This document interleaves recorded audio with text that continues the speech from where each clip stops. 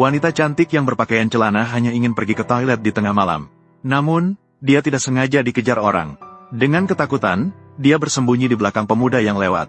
Dia berharap pemuda itu bisa menyelamatkannya. Jika dia tertangkap oleh penjahat, kehormatannya tidak akan terjaga. Pemuda yang baik hati dan kuat segera berencana untuk membawa wanita cantik itu pergi. Namun, penjahat itu tidak mengindahkan kebajikan bela diri dan langsung menyerang. Dia mengira bahwa dia bisa mendapatkan keuntungan dalam jumlah. Namun, ia tidak menyangka langsung terhempas oleh pedang besar si pemuda yang berukuran 42. Melihat situasi ini, sisa penjahat berencana untuk menyerbu. Namun, sekelompok penjahat kecil ini sama sekali bukan lawan pemuda itu. Pemuda itu hanya dengan satu pukulan menjatuhkan mereka ke tanah dan tidak bisa bangkit lagi. Saat pemuda itu mengira krisis sudah teratasi, wanita cantik itu tiba-tiba menawarkan tanda harum. Saat itu, pemuda baru sadar bahwa wanita cantik itu ternyata telah dipasangi obat bius. Namun, dia tidak memilih untuk memanfaatkan situasi ini. Bahkan, dia menggunakan kekuatan dalamnya untuk membantu wanita itu mengatasi racun. Dia terus menjaga agar dia terbangun. Ketika wanita cantik itu terbangun dalam keadaan bingung, dia menyadari bahwa pemuda itu tidak hanya menyelamatkannya, dan juga tidak memanfaatkan situasi sulitnya. Dia sangat terharu dan siap untuk membalas budi dengan uang. Namun, pemuda itu yang baru turun gunung tidak menginginkan uang, hanya ingin memiliki tempat tinggal.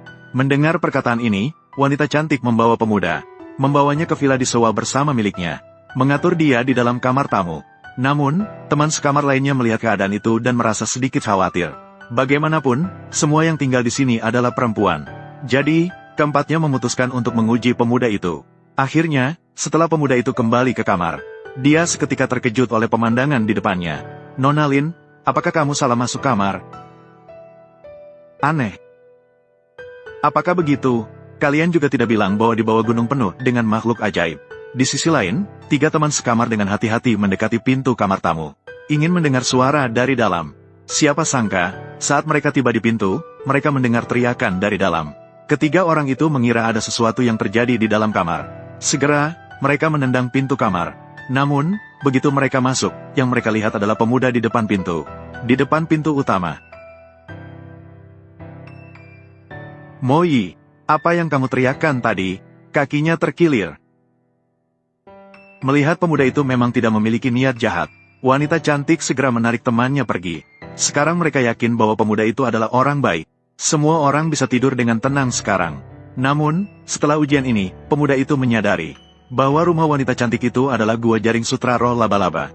Jika dia tetap tinggal di sini, ilmu keperawanan yang dia latih bisa saja hancur kapan saja. Jadi pemuda itu meninggalkan sebuah catatan, lalu langsung meninggalkan rumah wanita cantik itu. Keesokan harinya, wanita cantik itu melihat catatan dan sebenarnya ingin mencari pemuda itu kembali. Namun, karena dia harus pergi menghadiri rapat tender sekarang, dia hanya bisa kembali dan membicarakannya malam nanti.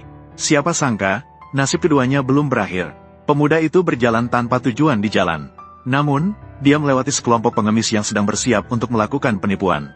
Dan target penipuan yang dipilih oleh pengemis itu, ternyata adalah mobil wanita cantik itu. Terlihat si pengemis duduk di tengah jalan, membuat wanita cantik itu sangat terkejut. "Jalan ini milikku. Pohon ini milikku. Jika ingin lewat, tinggalkan uang ongkos lewat."